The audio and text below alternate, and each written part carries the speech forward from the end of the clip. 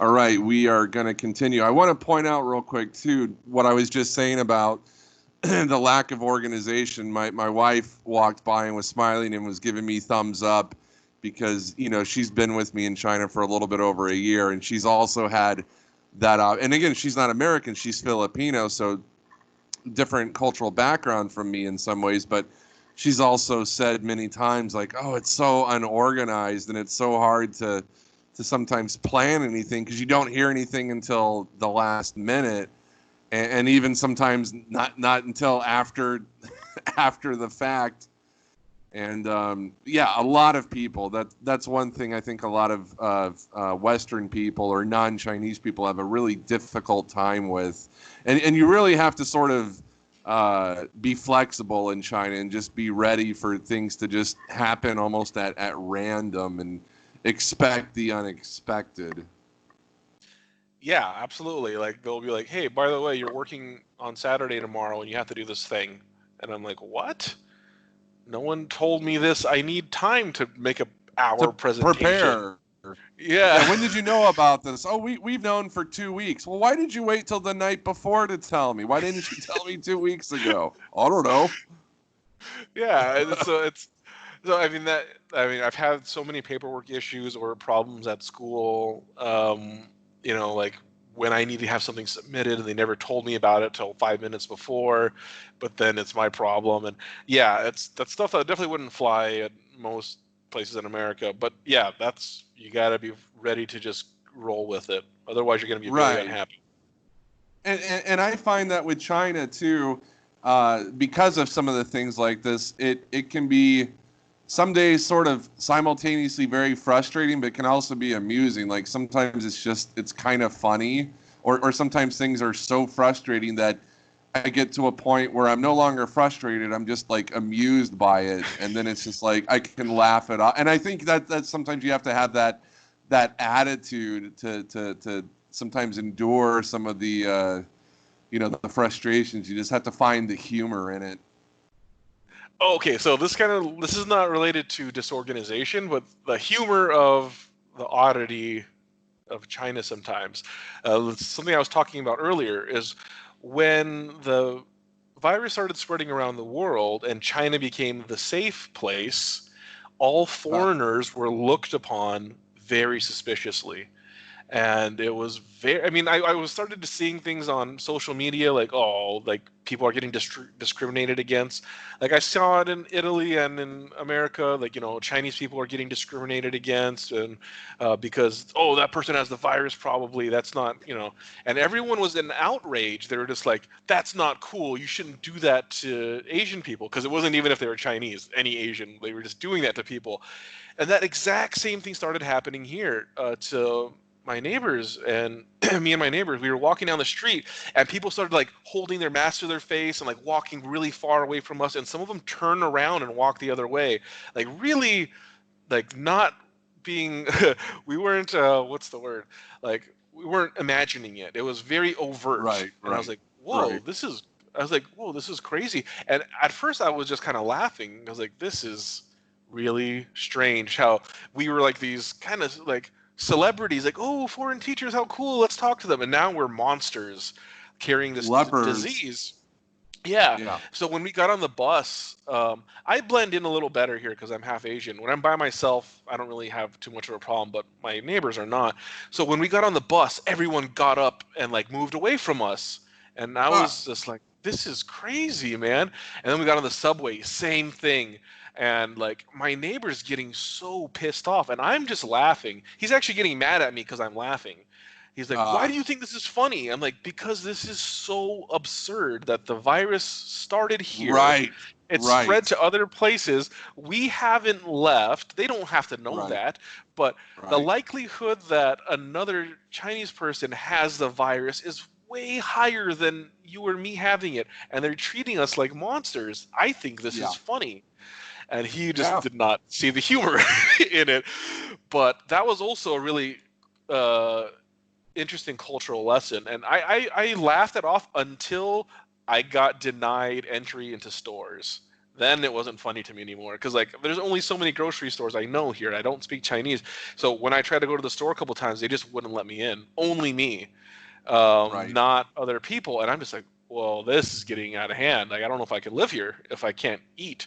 Like Right. so that Right. so that was a lesson in how powerful the media is here. Obviously, American media, that's a whole other conversation. But like, so all they have to do is say, okay, China's safe, everything is good, we're the best. By the way, foreigners are the real problem now. So if you see a They're foreigner, importing it. Yeah. Yeah. yeah, and then instantly everyone was freaking out about that, like towards us. So that really sucked. That experience. It was educational. Like I got to experience like overt discrimination for the first time, like how some other people might feel that. So I took that as an educational experience. But the another bad thing is that when I point that out to people here, like if in America they're like, that's wrong, whoever discriminated against that Chinese person is a bad person. Every time I tell someone that here, they make an excuse why it was Yeah. okay.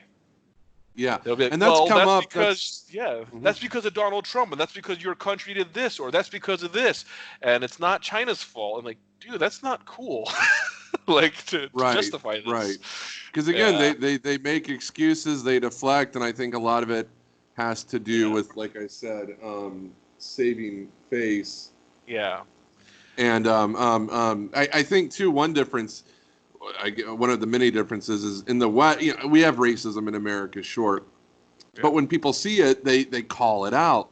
People will condemn racism in America, not in China, not at all. And I wish more Americans realized that, Yeah, because I think some that's Americans think that we're the most racist, homophobic, intolerant country. And this is where I think our self-criticism gets a bit extreme, because as I've traveled and been to other countries and study history, I go, America's not perfect. And there are things we can improve. And I think there should be police reform and education reform, lots of reforms. But, I think we do pretty good. And we don't give ourselves enough credit sometimes. yeah, I agree with that. Like this idea that only white Americans are racist and every other country has moved past that or something.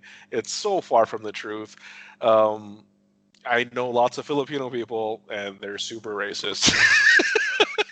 Well, I'm in the There's certain, Philippines right I now, know, that's why and I said that. and they're pretty cool to me. I find, and again, I think that's everywhere, but generally I find Filipinos to be really cool, really friendly.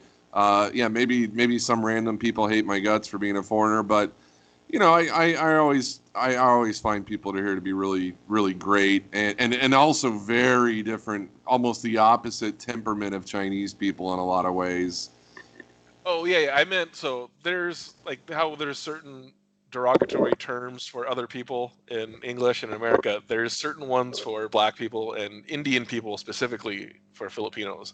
So Really?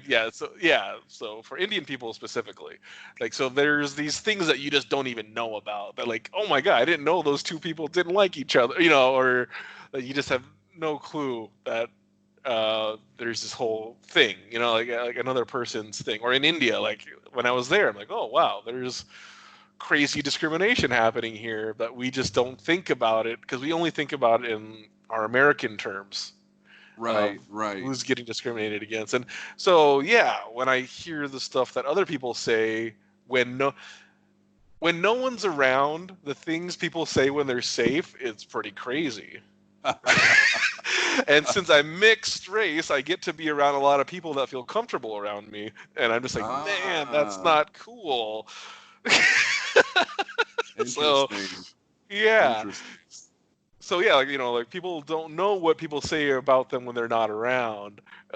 So yeah, it's crazy, but in a way, it made me feel better. Not that racism's good. I'm just like, okay, people are just people. America's Right. not this horrible place that's just somehow genetically or geographically somehow the amount of sunlight has made them more racist, or Right. something. It's like you go everywhere, and once you get beyond the surface of hello tourism, then you get to see like what's going on. You're like, oh man, there's some serious stuff happening here too, which sucks. Yeah. But also, it's like, man, so this is just the world. It's just how people are, and that's easier for me to work with than this idea that one group of people is somehow better than another. Because in that in itself is like a racist problem.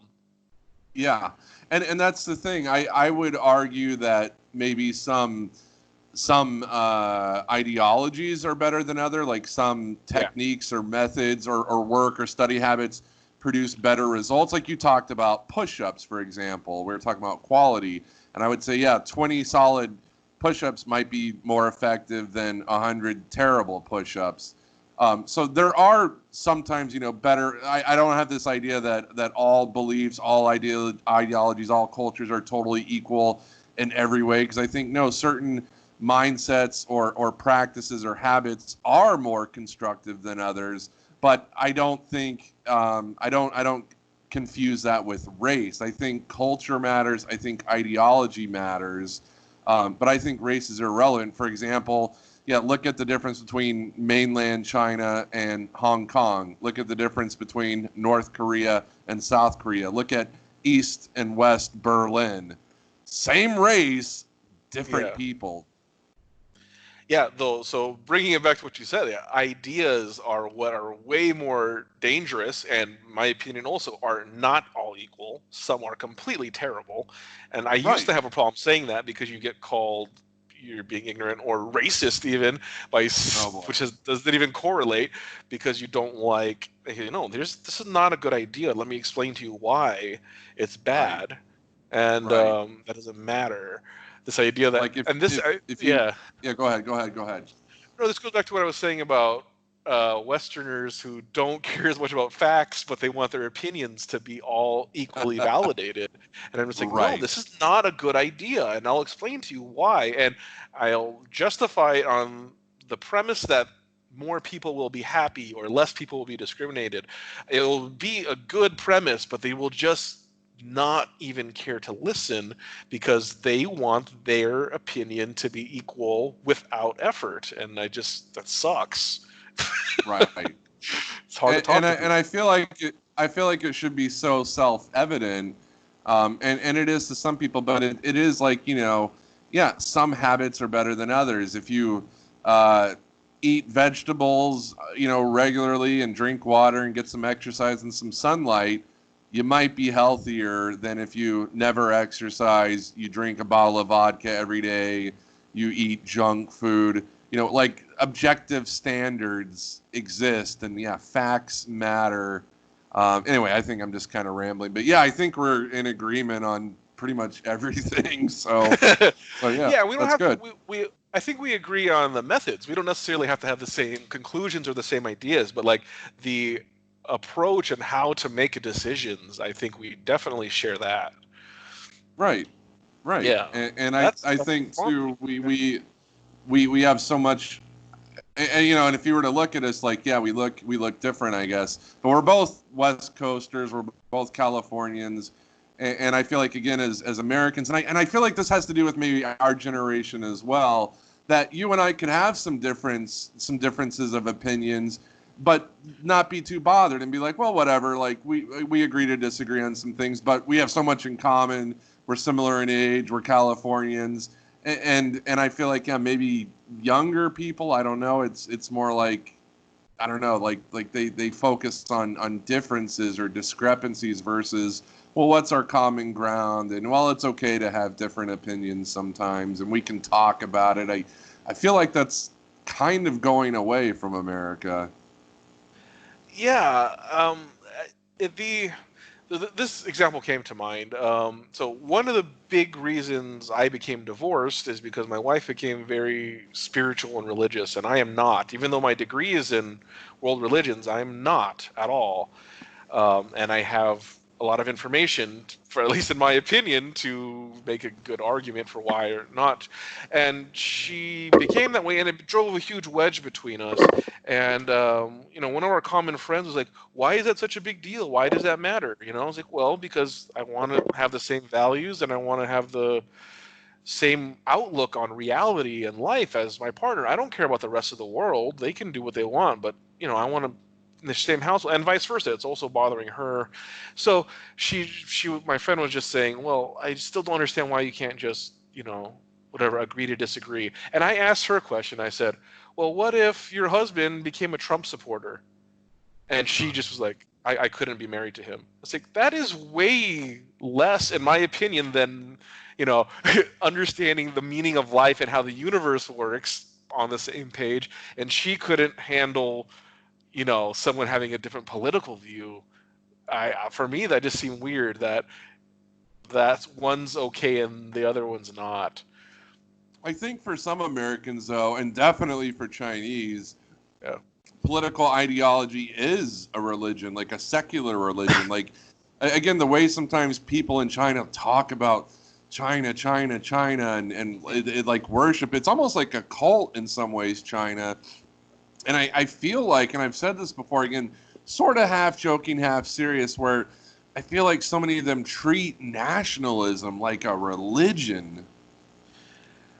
I was very scared to say this when I was teaching ancient history because of this, because like I have to tiptoe around this, and I agree with you. So when I was talking about the definition of what a civilization is, it has these certain key points, and one of them is organized religion. That used to be a key point. So when I was talking about China, I was like, this is still relevant, but not exactly, because the way the citizens interact with their government ideology, it's almost exactly like an organized religion. Yes. But I was very scared to say that because I wonder if that might get me in trouble. It didn't, or no one told on me. I don't know, because that might not be cool to say. But it's hard to not make that correlation, because some of them were like, well, China doesn't have religion. And I was like, well, kind of. You do. You just don't realize it. You just don't call it that. Yeah. So but yeah, exactly. Being Republican or liberal to some people is as much as being Lutheran or Presbyterian. Like it's their belief. It has nothing. There's no conversation about it. Just this is what I believe and respect it. So. And if you're wrong, you're a heretic. Yeah. So. And yeah, that's a rabbit hole. It's interesting. Yeah.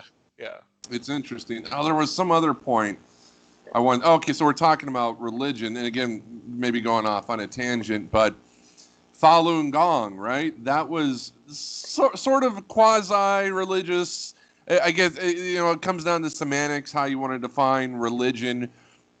But they had the Falun Gong movement, which was kind of a spiritual, meditative type. Do you agree? It's like kind of a quasi-religion, Falun Gong. You'd have to explain it to me. I'm not sure what that is. You don't know? That was like they you don't know the Falun Gong? Maybe not. Maybe I know it not by name, but I'm. I'm not sure. Well. It was a movement that I think was started in the 80s, maybe the 90s, 80s or 90s, and it started to grow. And it was kind of like a Tai Chi thing, kind of like you go out and do breathing exercises.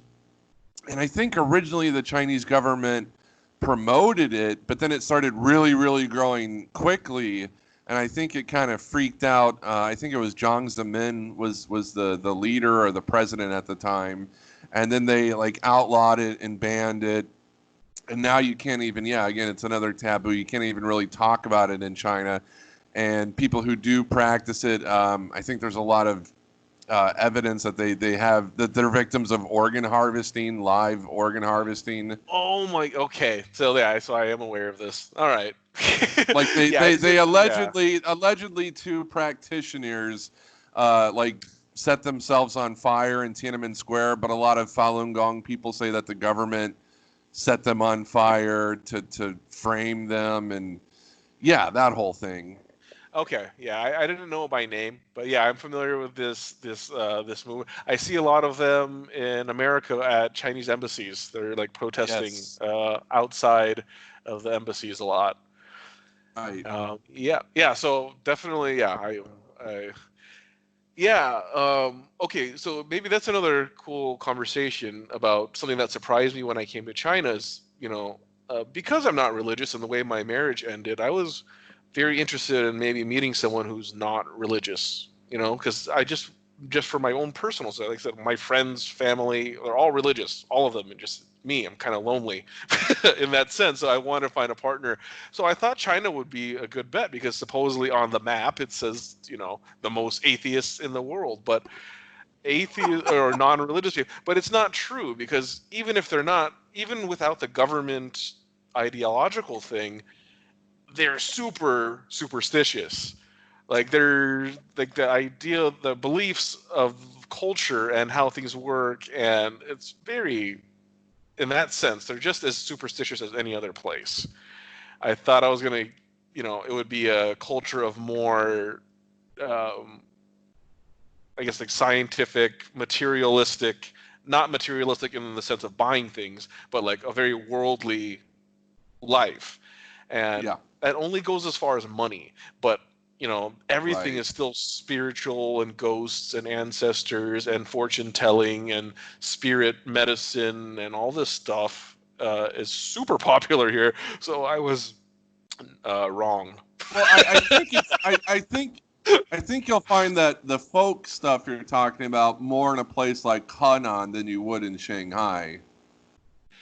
Uh, yeah, yeah, but so I was in the outskirts of Shanghai, the end of the line, and there was still, I mean, as I have when I have private conversations, then you get to ask people about their beliefs, and then it gets that's when it really kind of comes out. But yeah, if you're just kind of passively hanging out with people, you don't really notice it. But because of my interest in religion and my studies, I'm really always asking people about it. So I was recently having this conversation with someone. She's like, "Oh yeah, I don't believe in religion or any of that stuff." I was like, "Oh, cool," but she believes in astrology and acupuncture. And some people try to make an argument for acupuncture being medical because there's something physical. There's like needles going into the body, but if you actually Right. try to understand what it is, it's kind of, I mean, I'm not saying it doesn't work, but what I'm saying is that it involves these chi pathways in your body, and you're sick because the chi is not able to pass through your body correctly, and putting these needles in the proper ways is like opening a gate to allow the chi to flow better, and that's how you get better. And so people try to make these arguments like, oh, well, no, it's the needle going into the muscle that makes you better. It's like, no, that's not how it works, at least not to them. You know, if Right, it's right. accidentally working by muscular stuff, I still have no idea how that would make your cough go But away. You know, do you think acupuncture is still commonly practiced in China? Because I just maybe I just don't notice it because I'm not looking for it. I've never really encountered it. I know if I'm out walking or riding, and I've been to a lot of cities, I'll see massage parlors or foot massage or whatever. But I don't really see acupuncturists anywhere. I I feel like it's uncommon, but maybe I'm just not noticing it. acupuncture seems a lot more popular in America than it is here, quite honestly. Maybe Yeah, because they realize yeah. that it's probably dangerous. I don't know, or it takes more to become an acupuncturist here. Maybe I don't know about that. But as for traditional folk stuff, like everywhere does cupping, you know, like where they light the Oh, right. bulbs on. Yeah, and I've been set on fire. I've got because I like to go experience these things, even though I don't believe in it. I've been set on fire multiple times at these fire massage places where they put this blanket on me and they coat it with some kind of flammable liquid, like lighter fluid essentially, and they light me on fire and to the point where I'm freaking until I'm about to get burned, and they snuff it out, and then they wait a few minutes, and then they do it again. And Have you ever seen an Idiot Abroad by like British TV, Idiot Abroad with Carl I've Pilkington? watched a little bit of it. I think the host is the guy who did The Office in the UK. Yeah, Ricky Gervais. Ricky Yeah, Ricky Gervais. Gervais. It's like his buddy. They like basically send him around and make fun of him because. Yeah, and in the first episode they send him to China, and he actually gets one of these fire massages. So that's kind of what I was visualizing. Yeah. That's exactly what happened to me. And the first time it happened, I didn't ask for it. I didn't know what was happening. I was like, what? Why am I on fire? This is crazy. And I can't speak Chinese. But I do put myself in these situations. I just go into random shops. I'm like, hey, what's this? What do you do here? And, with WeChat. And then I'll just like, yeah, let's do it. And I didn't realize they were going to light me on fire. So I really love experiencing these things. And, so I can have more information about my perspective. So I've been set on fire, and I do all the things that anyone does here. Like I've had my ear cleaned out, like scraped out with this tool. That didn't feel good. They actually dug into my ear canal really deep with this metal thing. It was really uncomfortable.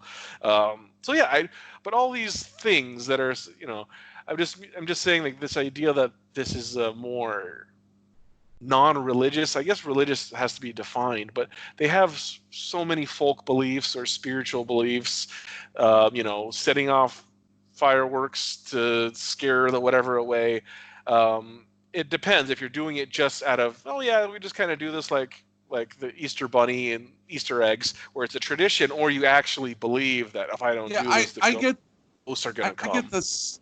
I was going to say that I get the sense.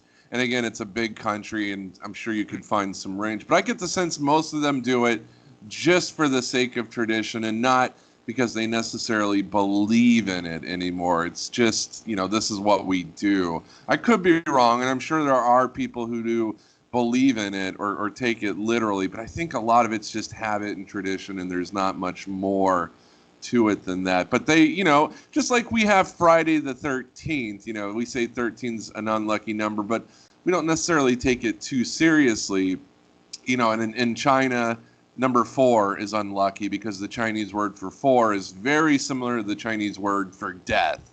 Yeah.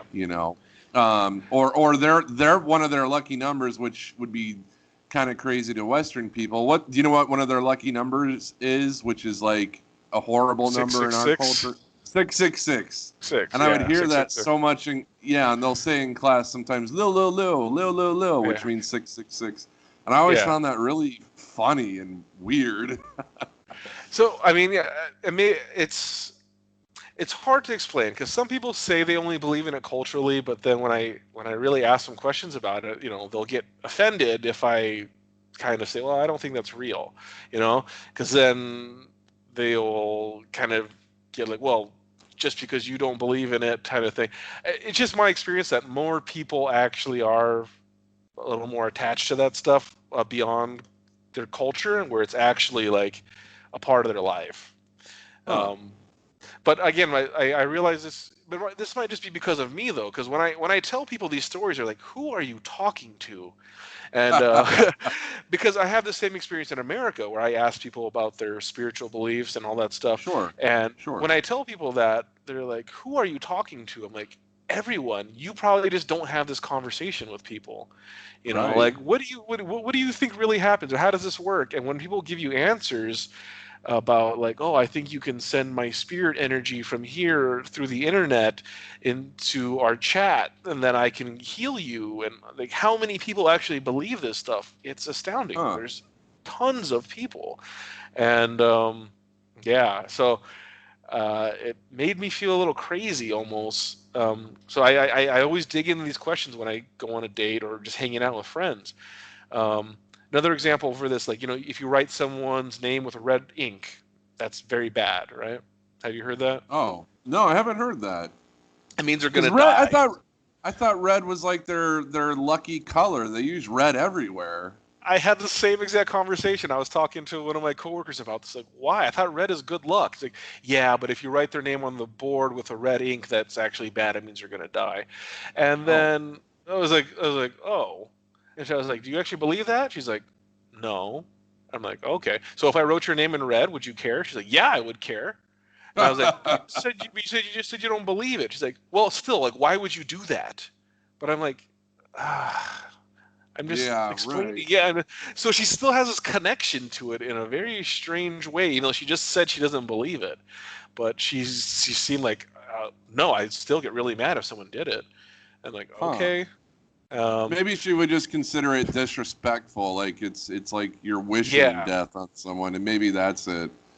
yeah, but it is, but still, like, there's this weird connection to things that people say they do or they don't feel, and consistency with what they believe and what they don't believe. But for me, that's always been very interesting, because I was Hmm. at one point in time I was trying to find God. That was my meaning in life. I was trying to study God of the world and Uh-huh. boil it down to these common denominators, and I would be like, this is where God is. That was my intent when I Uh-huh. originally started, and in my opinion, I didn't find anything of substance that I could say, um, oh wow, this has all these religions have something in common. The only thing that they had in common are stuff that you can point to without God, like, oh well, don't kill people or don't steal. Very simple moral values that had nothing to do with the actual um, like ideology of how they view the world and why things work. I never found that. I found lots of different cool religions, and I enjoyed learning them, but I didn't find anything between like Aztec religion, Hinduism, and Shintoism, where there was like this common core that must be the essence of God. I was just like, these are just different, and there's nothing in common. You can try your Interesting. best. You can try your Interesting. best. So, and that's just my Yeah. opinion. Yeah, I know we're totally off base here, but I just sort of we'll Yeah, go back. yeah. So this last Sure, thing, sure. um, towards the end of my religious studies, yeah, I had to take this class, and we had to read this book about comparing Buddhism and Christianity, and this book was talking about how they have so much in common and why they're all really one, and the whole class was so happy, like, I'm so happy we read this book, blah blah blah. So I knew that would be the case. So I privately went to my teacher, who was Christian. I privately went to Uh, her office and was like, this book sucks. And she's like, oh, why do you think that? She's like, because it's drawing connection. It's not a scholarly book. He's just saying things that sound nice, and people will believe things that sound nice. Like, the idea of reincarnation and achieving moksha has nothing to do with Christianity. Like, you can find some common values about like giving up material wealth, which of course no one wants to do, regardless if you're Buddhist or Christian. right, But right. those things, no one had nothing. It has nothing to do with the actual worldview. And the thing, they're just not connected the way that he's making it seem. But because it sounds nice, everyone's gonna believe it. So I said that to her privately, because I don't want to say this in front of class because I know everyone's going to jump all over me for being negative, you know. Uh-huh. And then Yeah. so everyone was talking about how much they love the book, and at the time, this was like whatever 12, 15 years ago, I had notes, and she's like, Mike, can you explain to me what you found like erroneous in the book? And I pointed everything out, I highlighted it, and she's like, see, these are not. It's not true, you know, like these are not really connected just because it sounds nice. And I deflated the whole room, and Oh, everyone looked at me like I was a jerk, you know? party And, pooper. yeah, and I was like, man, this sucks.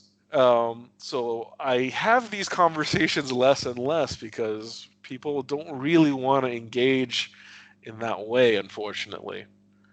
That reminds me that. Do you remember what the book was called? Because it's reminding me of a book I read like a decade or so ago. Do you remember the name? Yeah, Living Buddha, Living Christ by Thich Nhat Hanh. He's a Okay, yeah, I he, don't know it. he's like the Vietnamese Dalai Lama. He's like their Okay. version, like their he's not yeah, he's their Buddhist spiritual like self-help guru guy of Vietnam. So he wrote this Okay. book comparing. So he's very famous in the same way that the Dalai Lama is famous. They're, in my opinion, rich assholes.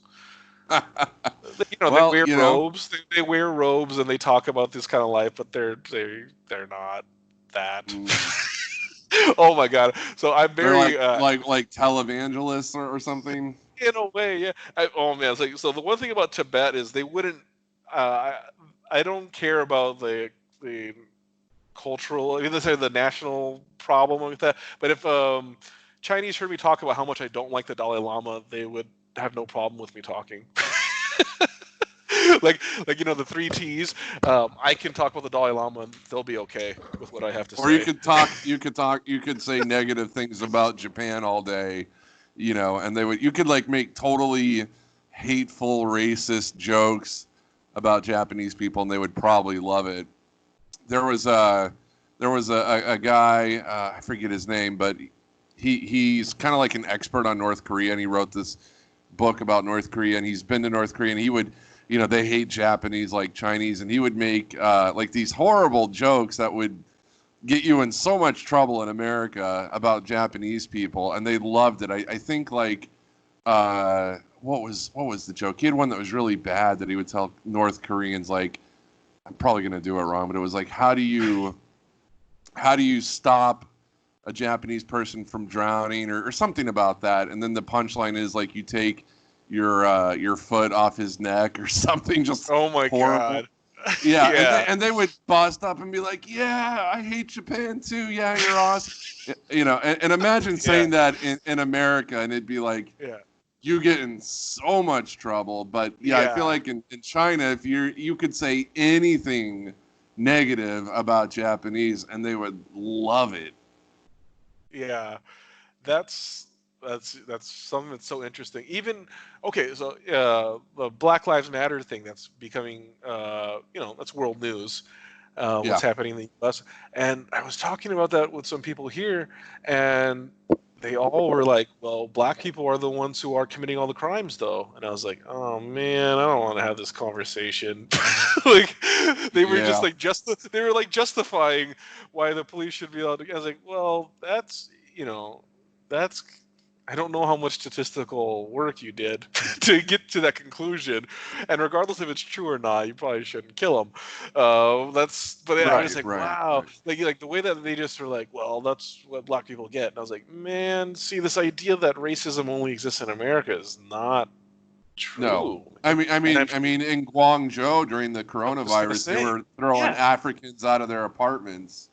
Yeah, and like not serving them at McDonald's, and I was just like, right. But that and at the same, and yeah, go ahead.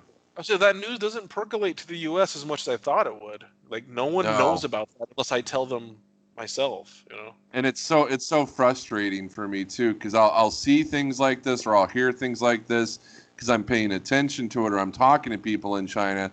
And then I'll hear someone in America be like, "Oh, someone did something and committed a microaggression, like, or something very, very trivial by comparison." And I'm like, look, you just don't know what it's like, And this is why I think people need to travel more and be aware of what's going on in the world. And this is one reason I'm doing this project, is because I want Americans to be more aware of, not just China, but just other cultures and countries, and be able to do that comparison and contrast, because a lot of Chinese and Americans, I think one thing a lot of people have in common is they haven't traveled much, so they can't really compare other countries because they haven't had that experience. And I think it really does broaden your mind and your horizons when you actually immerse yourself in a different culture and try to understand it. I think the key word you said there, though, is immerse yourself, because I mean, I know lots of people that travel, but they don't really travel. They go to another place and they kind of have a vacation, and they don't, so like I've seen people, I've traveled to 20 different countries, but I didn't talk to anybody. Like I ate some food and I took selfies doing yoga poses in famous places, and then I went home. And that's what they feel like. So like so many of the Westerners here have no interest in even actually learning about any of the Chinese people that live here. Mm-hmm. I don't know if you've experienced that, but it happens a lot where like they just live in even the ones that live here, they live in a little foreign bubble where they only hang out with other Westerners, and they have no interest in actually going to the market and eating there, and and talking, trying to Getting interact with people. some delicious bat soup from Wuhan. Yeah, or getting set on fire, like at a Right. massage. Like they're not really. So I, when I went to India, like I met some people there. I was like, take me somewhere that no one else goes to. Like I Okay. really want to see what people are like and what's happening here, so I can actually have a perspective. And I think a lot of Westerners, even the ones that travel, they don't. I think they want the passport stickers. I It's don't. I super don't it's think they're. superficial. A lot of Yeah. people travel very superficially. I Yeah. agree. And what I do when I travel is I'm kind of 50-50 because, I feel like if I go to Rome, I would feel stupid if I went to Rome and like didn't see the Colosseum or the Oh, of Vatican. I don't want to course. be like, I don't want to be like, well, that's just what tourists do. I'm better than that. Yeah. So I went to Rome, but I didn't see any of the, it's like, it's like, yeah, of course I'm going to No. see that. So whenever I travel, like let's say and I did go to Rome for 4 or 5 days. Generally, what I would do is I spend like half the time doing the sort of cliche tourist stuff because I do want to see all the cool touristy stuff. But then I would spend half the time just wandering around aimlessly. Like I would go out with a camera and just walk around at random and check out random shops and just have days that were coordinated and scheduled and typical. And then I would have days that were just, I'm just going to walk around the day and see what I end up with. And sometimes, yeah, you find some cool little things that people don't notice. Yeah. But anyway, let's take a short break. Let's stop here. I want to stop Okay. this and then we'll continue in a moment.